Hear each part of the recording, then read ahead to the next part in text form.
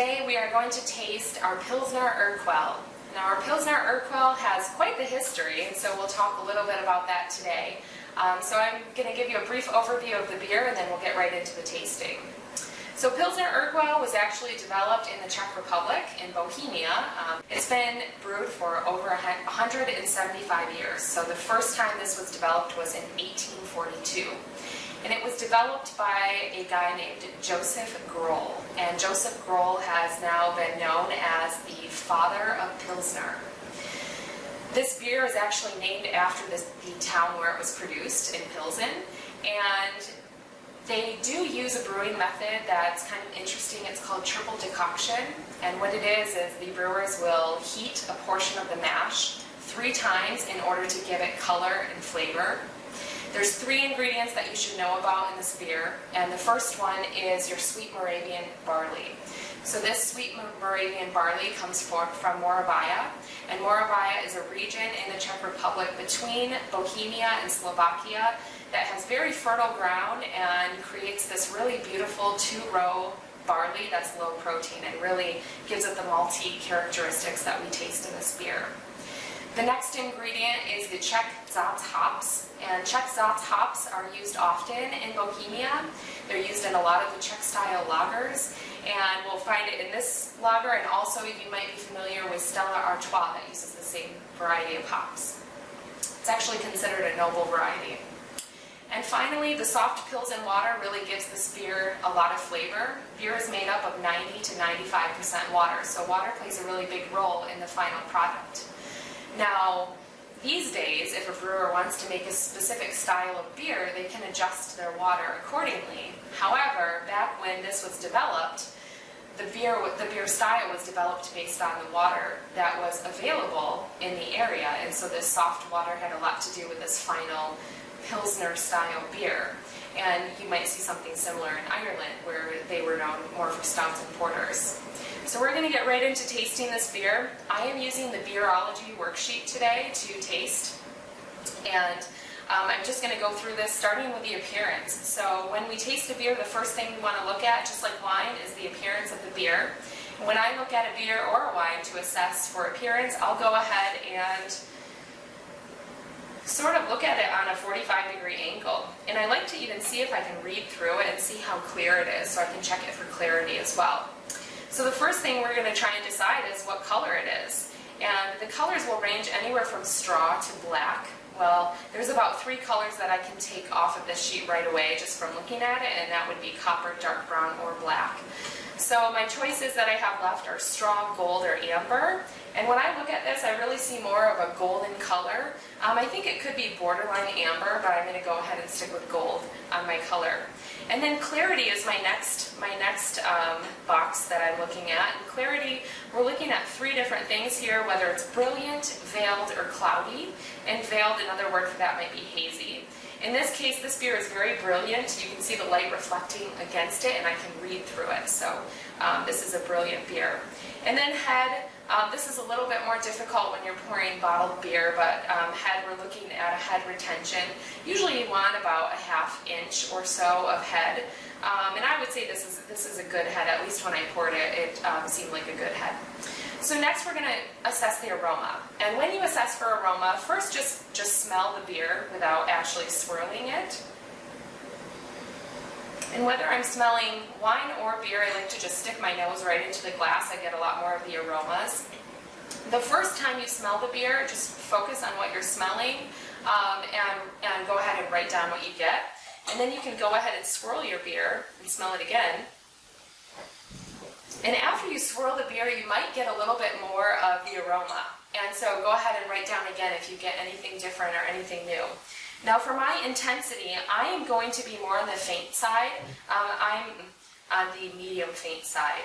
And balance, it smells balanced to me. Before I taste it, I can smell a lot of that balance. Next I'm going to go ahead and assess for the malt aroma. So some of the malt aromas that you might get in your beer are grain, bread, sweetiness, a toastiness, a nuttiness, roast, chocolate, and even maybe a coffee. So as I smell this beer, as far as my malt aromas that I'm getting, I would say it's more of a toasty, grain, type aroma, maybe a little bit of breadiness in it. And then as far as my hops, some of the hops aromas that you might get are earthiness, floral, herbal, spice, resin, and citrus. And sometimes I have students ask me, well, what does resin mean? So resin is kind of like a pine type of smell. So when I go in for the hops aroma, I am getting maybe a little bit of herbal, maybe some citrus like orange peel, but really not a whole lot. It's very mellow. So next we're going to go to flavor, and when we taste this beer, we're assessing for all of the same things that we assessed in the aroma in the same order. So the first thing we're going to assess for is intensity and then balance.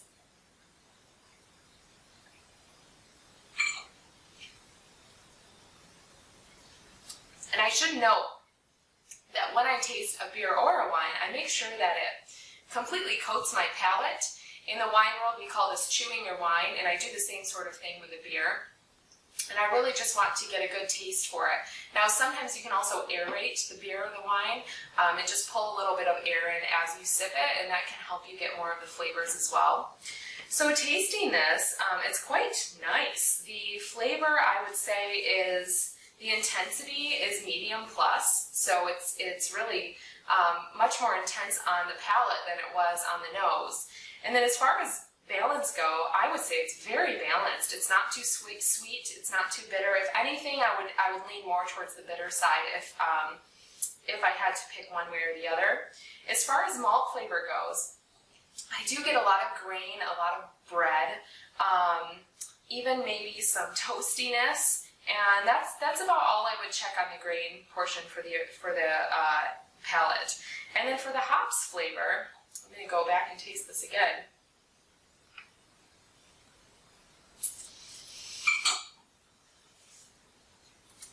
So for the hops flavor, I do get that citrus again that I smelled right away, a little hint of spice, and even some herbalness. So those are the boxes I would check for the flavor. Now we have the mouthfeel. So next is body. So when we talk about the body of the beer, we talk about the weight of the beer on your palate. And I like to kind of give you an example of milk here. So if you were to assess the body of milk, if you had a skim milk, that would be light-bodied. If you had a whole milk, that would be full. If you had a heavy cream, that would be full-bodied. And so that's kind of what I'm talking about when I talk about body. And with beer, the body of so the higher the alcohol content, the heavier the body. So the body for this one is medium plus. Carbonation is lively. And the sensation, so there's several words here that you can choose for the sensation. You could choose creamy, slick, drying, warming, puckering, astringent, chalky, mouth coating, and prickly. In this case, I would choose drying. It's a pretty dry beer. And for the finish, the length is very long. I can still taste it, and it's been several minutes since my last taste. The intensity is medium plus. And the balance, it's a very well-balanced beer, maybe a little bit on the bitter side, but it's still quite pleasant. So overall, this is a really delicious beer. It is full of really rich history, and I would definitely recommend it for anyone looking for a light, refreshing beer. The next beer that we'll be tasting is an amber. And this one comes from the Alaskan Brewing Company in Juneau, Alaska. And it is a alt-style amber. So alt, which is spelled A-L-T, is a German word for old. And the reason why this is called an old-style amber is because it's aged a little bit differently than most ales. So it's fermented more slowly, unlike other ales, and what it does is it gives it more balance and more smoothness in the overall final flavor. So the ABV on this one is about 5.3%, and the IBUs are at 18. And also some malt and hops and other aromas. Some of the aromas come from the yeast. And when I smell this, the intensity isn't super strong. I would say it's about medium intensity, and also it smells pretty balanced to me. The malt aroma that I get right off the bat is some grain, some sweet, a little bit of toastiness. And then as far as the hops go, there are some floral hops and also some earthiness. And then we're going to go ahead and taste the beer. So as I taste it, I'm just going to let it rest on my palate as I consider what I'm tasting.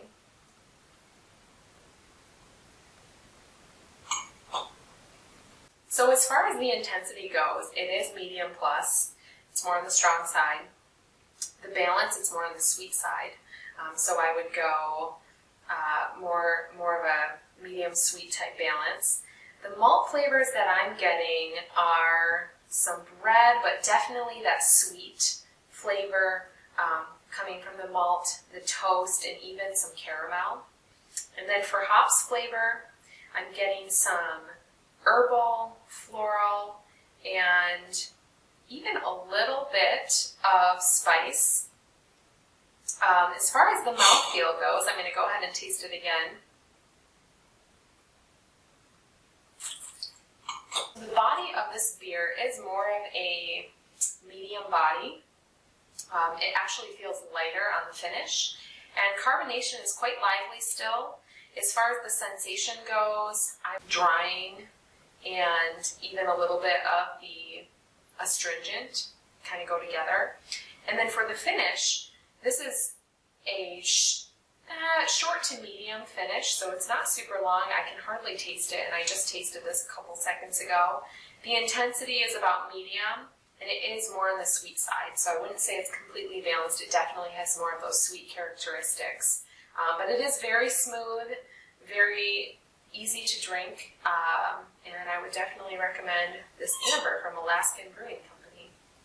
Our next beer is Bell's Two-Hearted IPA. These American IPAs are still well known to be strong, bitter, and aromatic. And the IPA is called IPA. It's an acronym for India Pale Ale.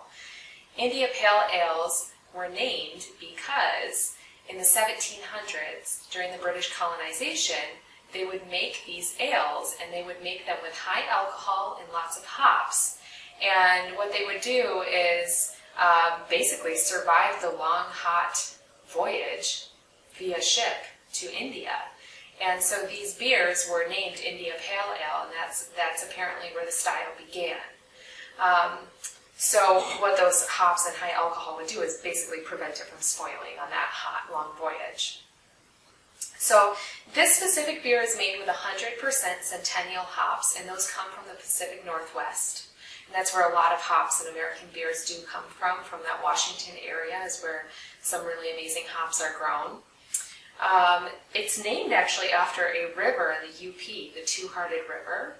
And the hops in this beer are added at two different times. They're added in the kettle and the fermenter. And so brewers will do that. They'll add hops at different times, and sometimes they'll even dry hop their beers in order to create specific flavors. So this one does have a 7% ABV and a 60 IBU.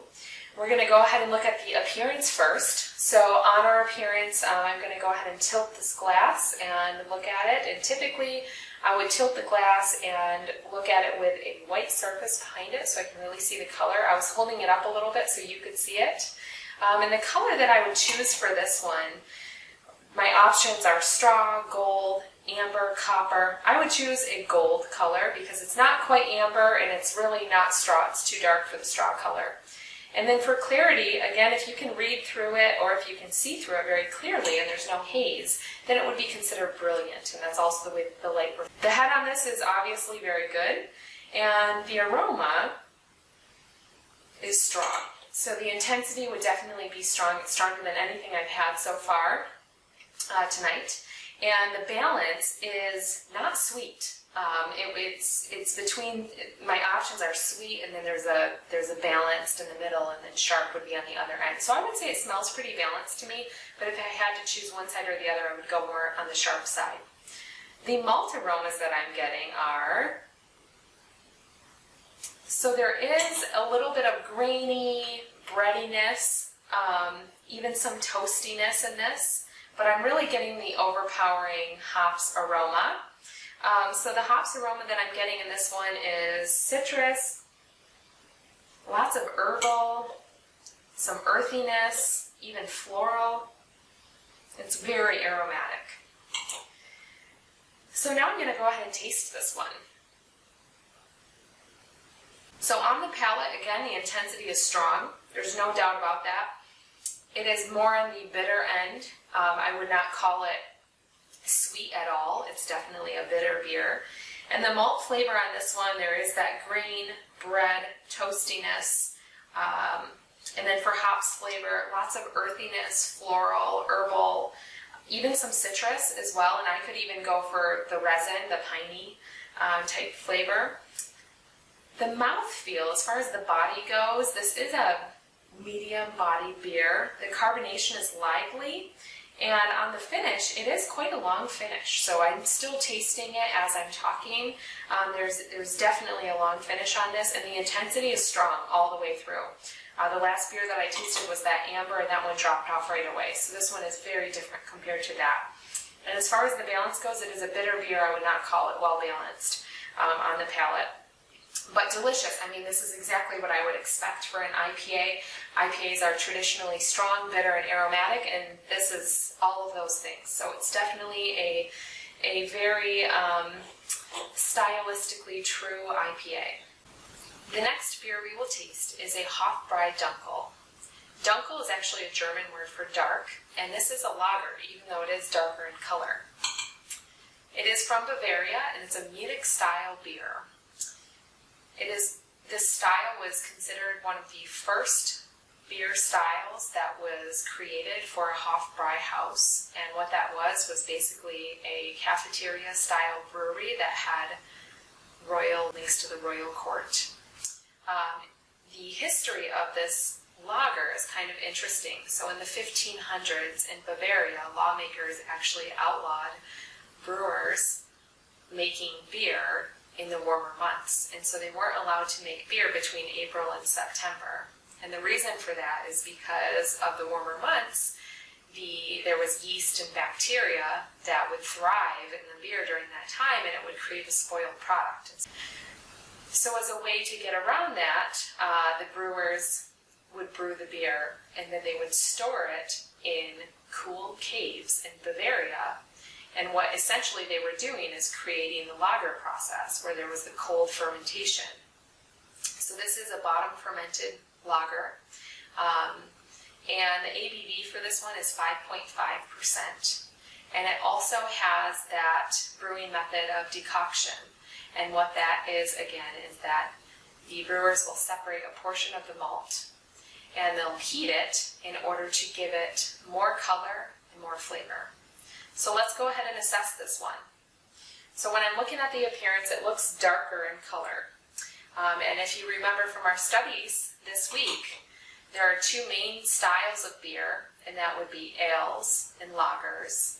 And then, of course, there's the beer that's been fermented with wild yeast, so that's another category. But the two main categories are ales and lagers. And in each of those categories, you can have lighter colored beers to darker colored beers. So this is a really good example of a lager that's darker in color.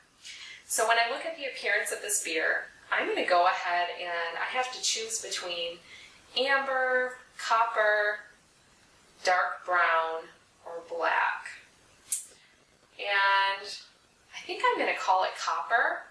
I don't want to go quite to the dark brown because I've seen several dark brown beers and I don't think this one's quite it. So I'm going to go ahead and choose copper. The clarity on this, even though you can't really see through it because of the dark color, you can see still a little bit through it, like the dark lines and things on the paper I'm looking at behind it, I can see.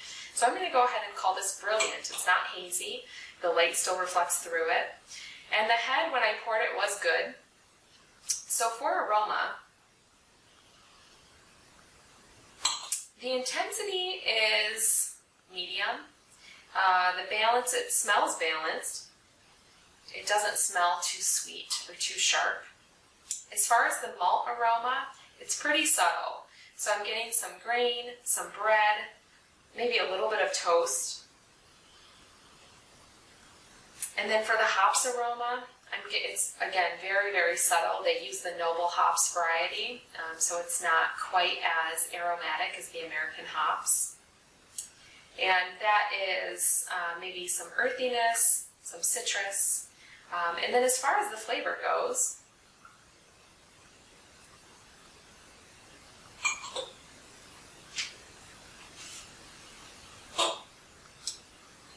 so my intensity that I can choose on my beer evaluation sheet here can be anywhere from faint to strong. And I would say this is pretty medium intensity. As far as balance, it's very well balanced. The malt flavor I'm getting, a lot of that toasty, bready, grainy flavor, maybe a little bit of caramel, but not much.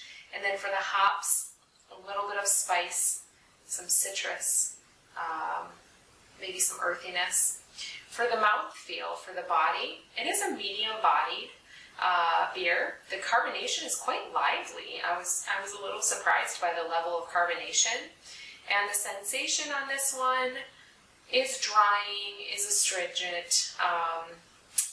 The finish is medium, and the intensity medium, and balance is medium. So it's a very nice lager. It's sometimes when you drink these dark lagers, or at least when I drink them, I expect something more.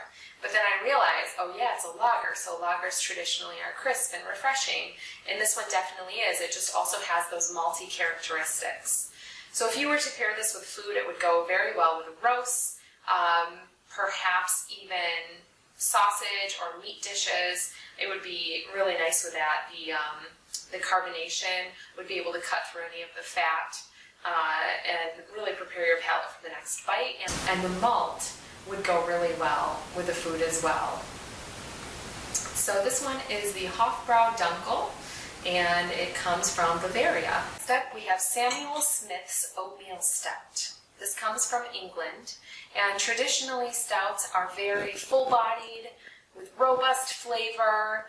They're dark typically, as you can see in my glass. This is very dark. What's interesting about this specific oatmeal stout at Samuel Smith's is that they use well water, and they sunk their well in 1758 and are still using the same well. It goes about 85 feet down. They also use stone Yorkshire squares to ferment their oatmeal stout. And a stout is typically a barley style beer. There are several different types of stout that you might see out there. So this is an oatmeal stout. Other variations would include a milk or a cream. And those stouts are called milk or cream because they use a lactose sugar. There's also imperial stouts and coffee stouts. But today we're going to go ahead and taste an oatmeal stout. And when they add the oatmeal to the process of making the beer, they add it to the grist, and then they go ahead and ferment it from there. So let's go ahead and assess this beer. When we look at the appearance, you can see that it's very, very dark. I am going to call this black. It's much darker than even dark brown. And if I look at the clarity, I mean, I can't even see through that, so I'm going to call it cloudy. And the head is, as you can tell, very good. I poured this a couple minutes ago, so we're losing a little bit of it here. Then for aroma, the intensity is medium plus. It's on the strong side. The balance, it smells pretty balanced to me. The malt aroma, I'm definitely getting some of those more roasty flavors, so like chocolate and coffee. For the hops aroma, there is some hops, but they're not very present. I mean, I can't really smell them very much. If anything, I would pick maybe a spice, but it's very mellow as far as the hop aroma goes. So next for flavor. So first is intensity.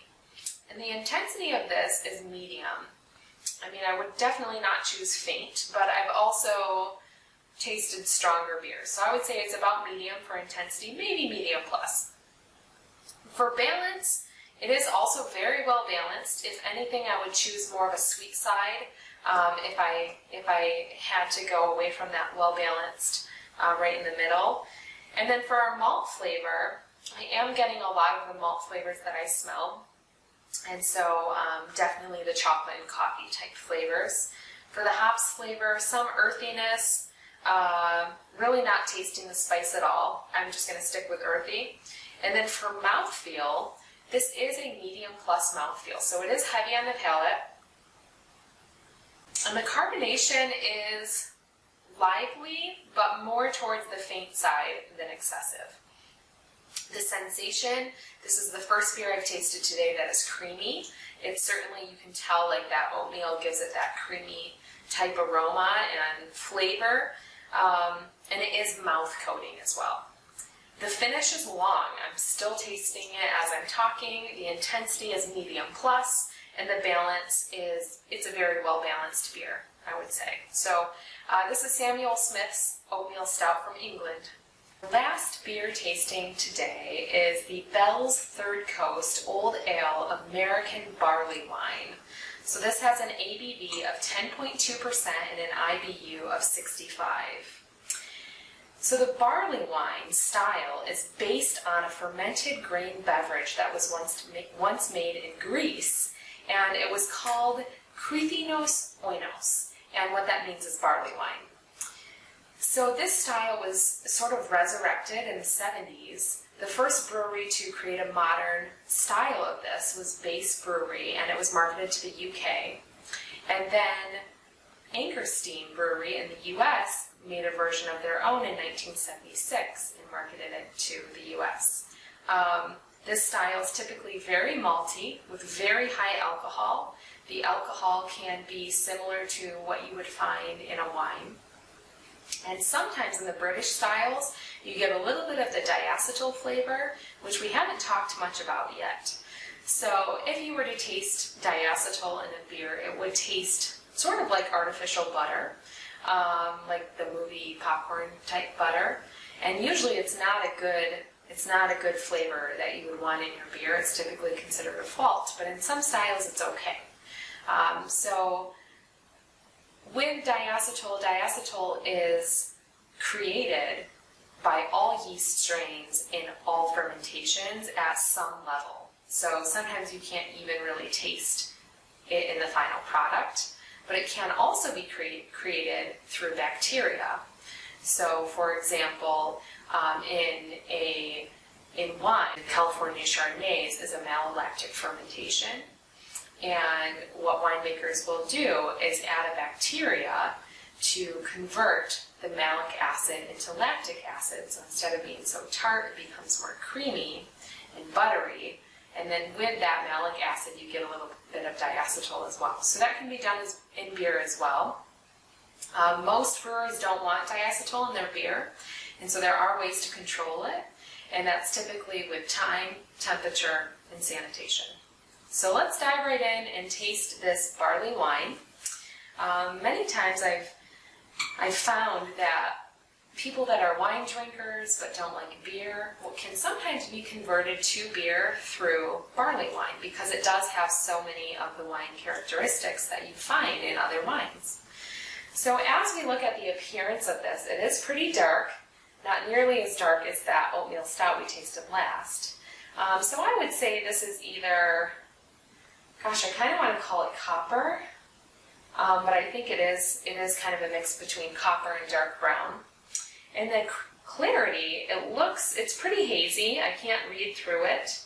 And the head was good. Again, I poured this a couple minutes ago, so it's kind of dissipating. As far as the aroma goes, it is pretty strong. It's on the strong side. The balance is more on the sweet side, so it's definitely more sweet than it is balanced or sharp. For the malt aroma, I'm getting sweet, toasty, caramel, toffee aromas from the malt. And then for the hops, I'm getting some earthiness, some citrus. As far as flavor goes, we'll go ahead and taste it now.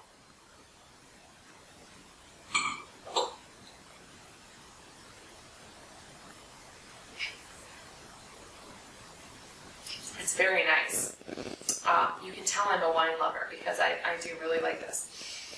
So the intensity is strong, very strong. The balance is on the sweet side. It is. You can really tell that malty sweetness is in there quite a bit. The malt flavor, we definitely have some toastiness, sweet, caramel, toffee, and the hops flavor on the palate is much more pronounced than what I could smell, and it's very citrusy, and even there's a little bit of earthiness in there. As far as the mouthfeel goes, I'm going to go ahead and taste it again. This is a full-bodied barley wine. It's a full-bodied beer. The carbonation is a little bit less than lively. It's more on the scale towards faint, but I wouldn't call it faint. It is a very creamy, mouth-coating feel, and the finish is long. The length of the finish is very long.